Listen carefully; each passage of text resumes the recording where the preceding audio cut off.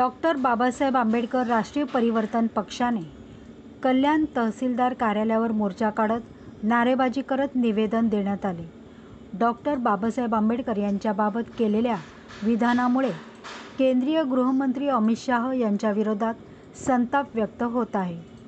Doctor Babasaheb Ambedkar राष्ट्रीय परिवर्तन पक्षाने कल्याण तहसीलदार कार्यालयावर मोर्चा काढत नारेबाजी करत निवेदन दिले। तहसीलदारांना निवेदन देत अमित शाह यांनी माफी मागण्याची व गृहमंत्री पदाचा राजीनामा देण्याची मागणी केली आहे। केंद्रीय मंत्री अमित शाह यांनी जी संसद भवनामध्ये जी बाबासाहेब आंबेडकरांचा जो अपमान केला, एकरी शब्दामध्ये आंबेडकर आंबेडकर आंबेडकर ह्या शब्दामध्ये त्यांनी अवहेलना केली, अपमान केला, त्याच्या विरोधामध्ये आज आम्ही जिल्हा तहसीलदार कार्यालय कल्याण या ठिकाणी मोर्चा काढून निवेदन तहसीलदारांना दिलेलं आहे आणि अशा प्रकारे त्यांच्यावर अट्रॉसिटी ॲक्ट अंतर्गत गुन्हा दाखल करावा आणि त्यांना तात्काळ निलंबित करावं, अशा पद्धतीची देखील आमची मागणी आहे।